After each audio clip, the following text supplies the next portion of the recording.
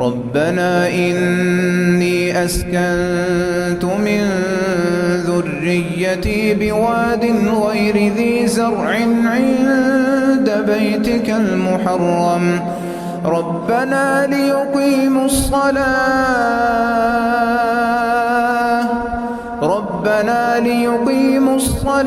فاجعل أفئدة من الناس تهوي إليهم وارزقهم من الثمرات لعلهم يشكرون ربنا إنك تعلم ما نخفي وما نعلن وما يخفى على الله من شيء في الأرض ولا في السماء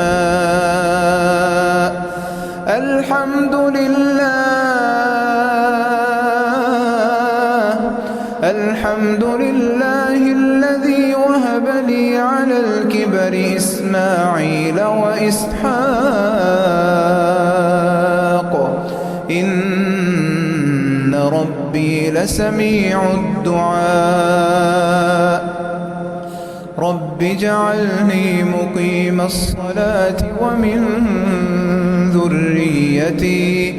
ربنا وتقبل دعاء ربنا اغفر لي ولوالدي وللمؤمنين يوم يقوم الحساب ولا تحسبن الله غافلا عما يعمل الظالمون إنما يؤخرهم ليوم تشخص فيه الأبصار مهطعين مقنعي رؤوسهم لا يرتد إليهم طرفهم وأفئدتهم هواء وأنذر الناس يوم يأتيهم العذاب فيقول الذين ظلموا ربنا أخرنا إلى أجل قريب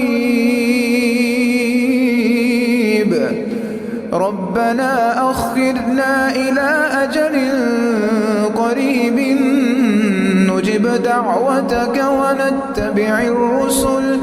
أولم تكونوا أقسمتم من قبل ما لكم من زوال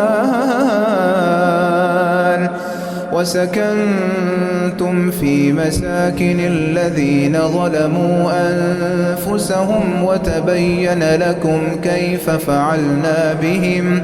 وضربنا لكم الأمثال وقد مكروا مكرهم وعند الله مكرهم وإن كان مكرهم لتزول منه الجبال فلا تحسبن الله مخلف وعده رسله إن الله عزيز ذو انتقام يوم تبدل الأرض غير الأرض والسماوات وبرزوا لله الواحد القهار وترى المجرمين يومئذ مقرنين في الأسفاد سرابيلهم من قطران وتغشى وجوههم النار ليجزي الله كل نفس ما كسبت إن الله سريع الحساب هذا بلاغ للناس ولينذروا به وليعلموا أنما هو إله واحد وليذكر أولو الألباب.